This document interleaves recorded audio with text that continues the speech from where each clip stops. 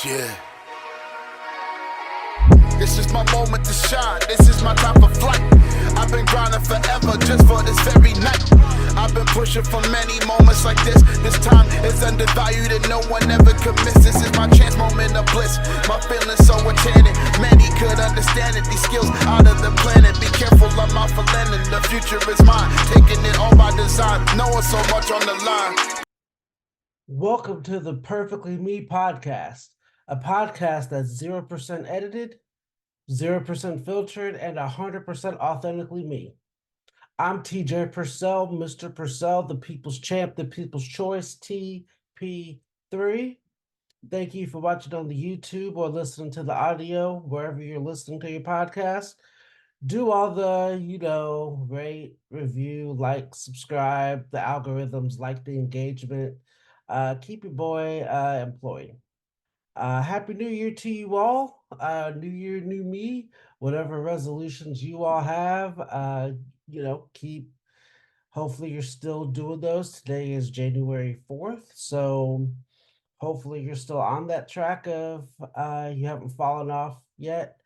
Um, New Year, new me. I've learned over the past, I don't know, couple months.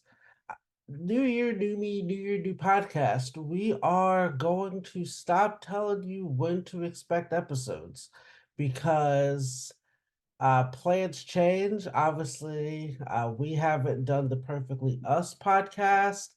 Um, we've both kind of been not feeling great over the last couple months, and so really didn't want to hop on and give you the escape room stuff without the energy that we bring. We hope to bring that back to you soon. Stay tuned.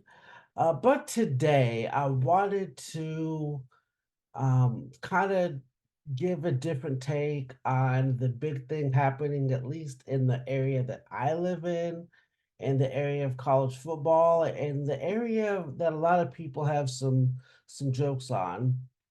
Um, some of the stuff I have said in different posts, talking with different people. So to some of you, some of my takes might be recycled, but I also want to try to give some of you a different look at something that hasn't been said on a couple of different fronts. So make no mistake about it. I am a Florida State fan. I love Florida State. I've loved Florida State since 1992. Could have gone to undergrad, but the allure of being an athlete still. Switched at the last minute, went to law school here, worked at the school. So make no mistake about it. I am a Florida State fan. I'm not a it's a ridiculous level of fandom too. We have season tickets, we're boosters, a lot of merch that I have bought over the years, a lot of time, energy, and effort invested into the program. Make no mistake about it.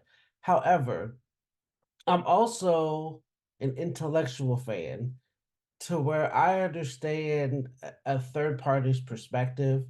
I understand. I don't have the hatred for Florida, Miami. I dislike them, but I don't have like that intense hatred.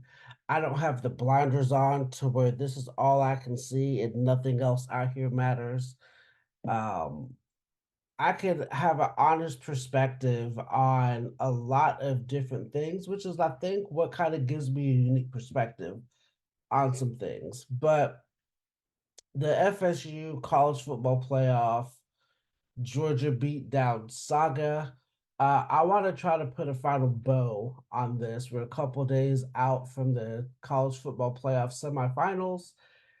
We'll get to all that here in just a second. But a couple of takes I saw that I don't know if some of you really understand what you're saying. So, take one that I've seen, um, the committee got it right. Okay. Some of this I understand is ignorance. And once again, ignorance is not stupidity, totally different. So when I say ignorance, it's just lack of knowledge. So I just you called me stupid. No, I didn't. You thought that of yourself. I didn't think that. You thought that. But to say the committee got it right, most people said that because they were witnessing the 63-3 beatdown that Georgia put on Florida State, which, if you ask any reasonable Florida State fan going into that game, you knew what time it was. But to say the committee got it right and referencing that Florida State is not one of the four best teams, what you're also indirectly saying is that you don't think Georgia is one of the best four teams either. So to say the committee got it right, I need some people to put more fervor behind what they're saying and their take is. Because if you're watching that beat down and you're saying Georgia is not one of the best four teams, then what are you really saying? Georgia is one of the best four teams. Georgia deserves to be there, but because Georgia lost and didn't take care of business at the end like they needed to, Georgia was not there. It's happened throughout history of college football. Great 1997 Florida State just comes to mind. Dominated all year, lost a 3-point thriller at Florida, and then they're out of the national championship race, but they're still one of the best teams. Um, it happens. This is why I think a playoff system would work. However, the current format isn't good. This year, I know you can't audible at the last minute, but if this year they went to a top six, let's just say from like our fantasy football, the league that I just won back to back. We had a top six format where the top two teams get buys, and then three plays six, four plays five.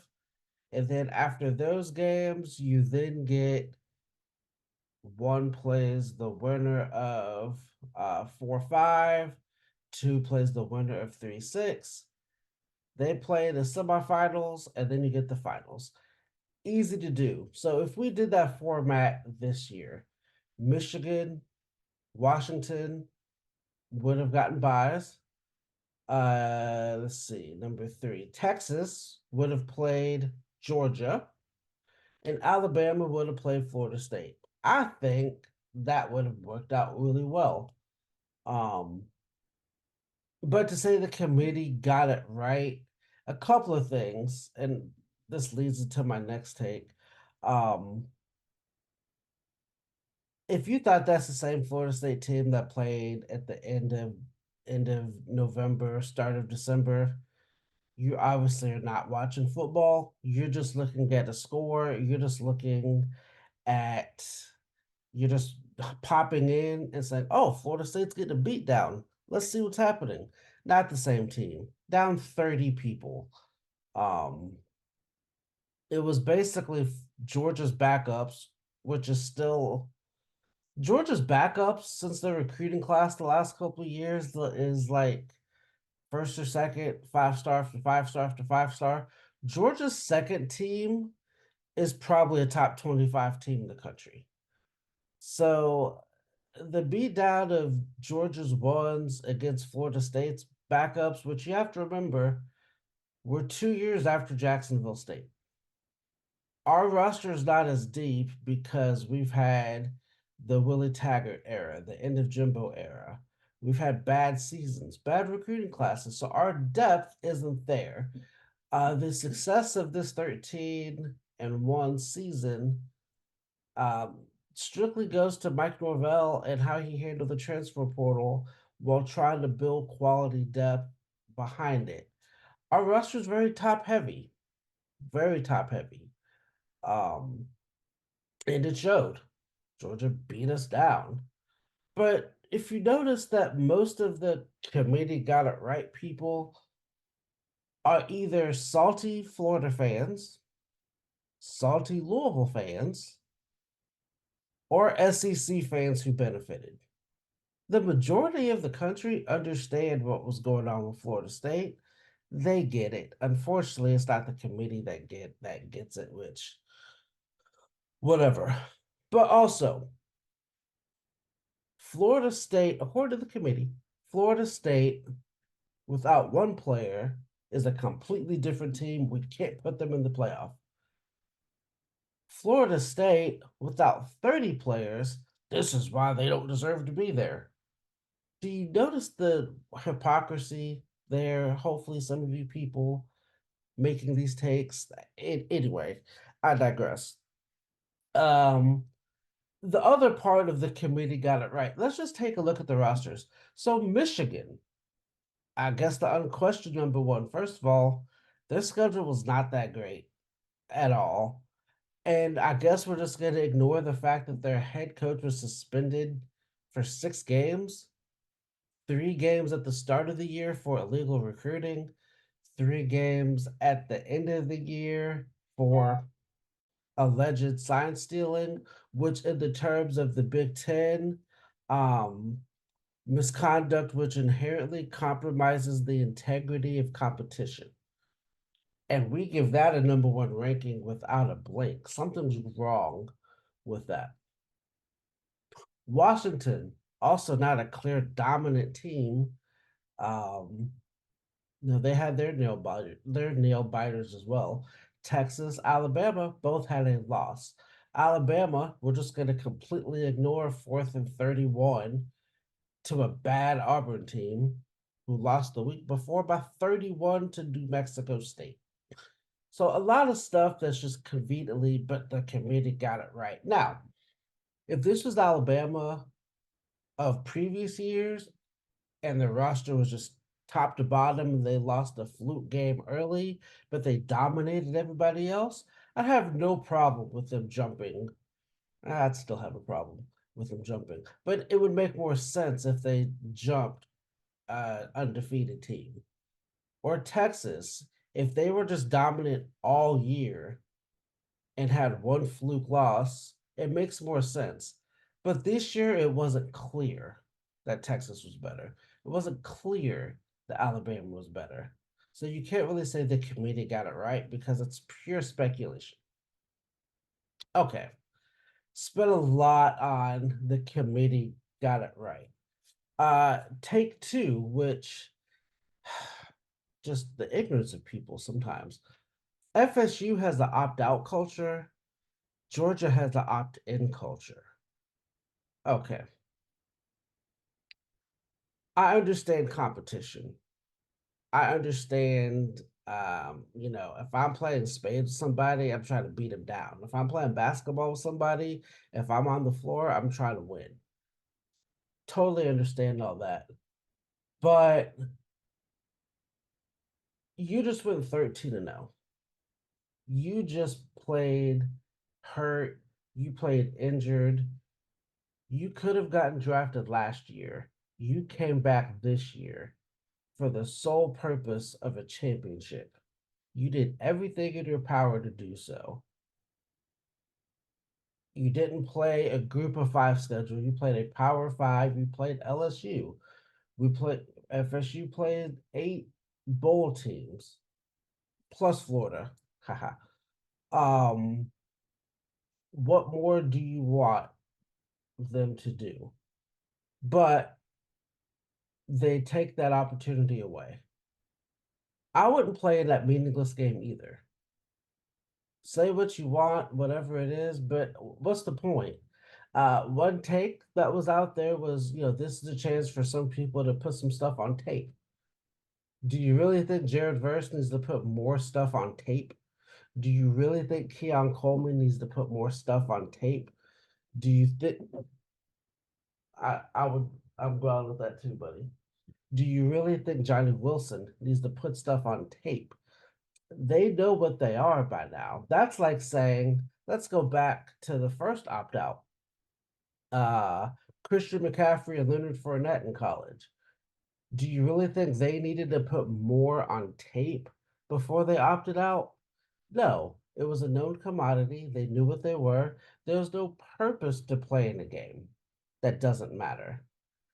That's going to be my last take. Spoiler alert. But to be told that this game, the other 13 games didn't matter So now, while all of a sudden, does this game matter because you wanted to? There's no point. So, the whole opt out culture, it's easy for Georgia to have an opt in culture. You know why? Their last game was a loss. Redemption is an easy story to tell. Wanting to finish the year the right way, yes, because if you didn't, you would have finished the year on a loss. So that narrative that was spun, it completely different circumstances. Anybody who was at Charlotte, anybody who experienced that game after Florida State beat Louisville, excuse me, celebrated the ACC championship. Uh, After the game, stadium still full of Knowles fans because they knew that was something special. 12 hours later, to have that ripped away from them. Some of you, you know what? I'll give props to those people who opted out because some of you don't have the courage in your job when you're mistreated. You don't have you feel undervalued and you don't do anything about it. So don't blame your insecurities on an easy target such as Florida State. Look inward first. Brotherhood is another thing. Now, it only matters if the people in that locker room are okay with these people opting out. That's all that matters. Your take on brotherhood, my take on brotherhood. Some of you don't even treat your own family as good as that, but you want to claim brotherhood. I digress. So, if the committee made the decision based on money, why can't these players do the same thing? Hmm. So yeah, there's no opt out culture. There's no opt in culture. Anybody that's followed the story of Florida State over the past couple years, from Jimbo saying we're worthless to Jimbo taking a bag, going to Texas A&M, and then Jimbo getting fired, to the Willie Taggart era, which is very forgettable, to Mike Norvell being hired in the COVID era, taking a beat down from Miami, not going to a bowl in like 3 years, losing to Jacksonville State, starting off 0-4, and then the growth of that. This whole culture is opted. As a matter of fact, Jordan Travis opted in. Yeah, but he couldn't play because he suffered an injury so bad that he said that he wished he broke his leg earlier so the nation could see how good of a team this is, not just him. So the opt out, opt in culture just doesn't. Here's the thing, people. Nothing was going to change, but this is their chance to prove the committee wrong. To do what? Are they going to watch that game if it was competitive? Oh, my bad, Florida State. You know what? You are a good team with the backup quarterback. You know what? Let's change the system around that. No, nothing was going to change. What's the purpose? Those who watched and followed this team all year knew they were a good team. So no, nothing was going to change. They lose by 75, they win by 75. Thank you, Booger McFarland, by the way, RG3, and countless others for constantly reminding people of how Florida State lost out on this. So now, a couple days after the semi, so the take three, both one-loss teams, Texas and Alabama, both lost in the semis. Now let's go back to the narrative. Alabama was chosen because they were the clear better team than Florida State, because the quarterback play was was clear, offense was clearly better than what Florida State was, with a third string quarterback who missed half the year due to injury and was thrust into starting because Florida took a late shot headhunter at our quarterback that knocked him out with concussion. Any look at Ohio State's third string quarterback. He didn't do that well. Look at that comparison. Anyway, sorry. The elite Alabama offense. That's right. 116 yards passing by Alabama, under 300 yards of offense by Alabama. Um, which, by the way, that third string quarterback with some practice time actually mustered 139 yards of passing against Georgia. Um, so see how silly that argument is if you just go strictly by the numbers. So that's what people do. I don't think Michigan's quarterback like really did much. He just threw it out to his receivers and backs to let them make plays. So the whole narrative that offense is what it is. No, defense. Somehow the adage changed from defense wins championships to defense doesn't matter anymore. I don't know. Anyway, Texas was chosen because they're a clear better team. They gave up 37 points to Washington. Now, Florida State held the Florida State defense, which, by the way, we lost our quarterback, didn't lose our defense. Florida State's defense held the Heisman Trophy winner to 17 points. 17 points, the Heisman Trophy winner. The season high total they gave up on defense was 29 points. They did not give up more than 20 points past September. So I think Florida State's defense would have worked. Would have worked.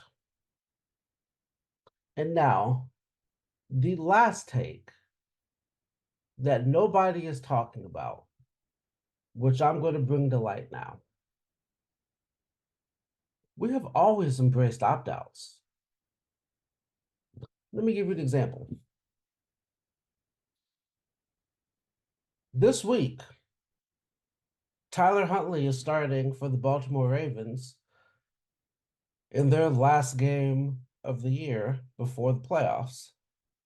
Why? Because they don't want Lamar Jackson to get hurt. So in a sense, Lamar Jackson is opting out. The team has opted out Lamar Jackson. Is there going to be uproar about brotherhood and putting stuff on tape for Lamar Jackson or any other stars throughout the year who could use that extra week to heal up? Um, or nobody talks about not playing games in the preseason. Nobody questions why the main starters aren't playing in the preseason. You know why? Because the games don't matter. This game for the Ravens, it doesn't matter. None of it matters. So we embrace these opt-outs because we don't want these people to get hurt. And so it's okay. But when Florida State opts out of a game that doesn't matter, they get this media scrum for it. So yeah, you've always embraced opt-outs. Some of you, if you follow a favorite team, have said, man, I wish we don't play this guy this game so he doesn't get hurt. So some of these people are doing the same thing. It's a culture y'all created. It's a culture the college football playoff committee made when they put all, or sorry, let me go back to this. So some of you, if you've been in school and you have already finished your finals, but there's still 3 days left of school and you don't show up to the last 3 days of school, guess what? You opted out of those days of school. But what about the camaraderie of your classmates? That doesn't matter. You're done. So why show up? It's a parallel. So notice the arguments that you're making, you're actually having those same mentalities in your daily life. So once again, Is it a good look from a Florida State fan that we got crushed on a national stage? No, but we knew that was going to happen. Did we know it was going to be as bad? No, but we've had guys not have a lot of reps because we're very top heavy in our roster. This doesn't mean anything for the future. Um, Legally, if we didn't direly need the money from the Orange Bowl to make this program work, we probably would have opted out of the Orange Bowl game without legal ramifications because it doesn't matter. You fight all year for a championship. You're told you're not good enough playing a comparable schedule, not a group of five schedule, not a division 1 AA schedule, not a division 2 schedule, not an NAIA schedule, a comparable Power 5 schedule. And you were told it wasn't good enough. So leave a comment, leave a question. When you're told in your personal life that you're not good enough and nothing you can do can change the final result, how do you respond? What would you do? Thank you for listening to this Perfectly Me podcast. I promise we're working on trying to get a more regular schedule. I'm trying to get some recordings in. I have some ideas.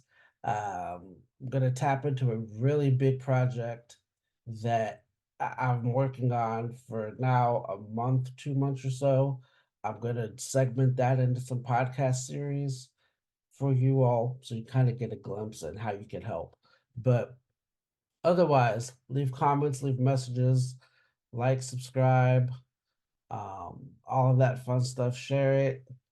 If you agree, if you disagree, if anybody's known anything about me, I can have open civil conversations. So hopefully some of you will watch the national championship on Monday. Due to the thing I said I wasn't. I didn't watch any of the playoff games. Heard they were good. Still not going to watch.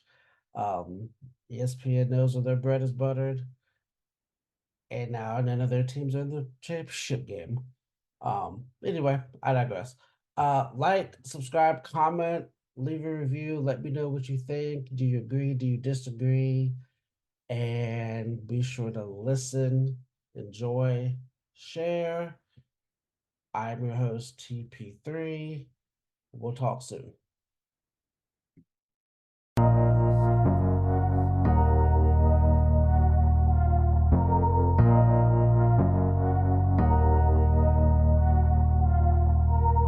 All my life, been grinding all my life. Sacrifice, hustle paid the price.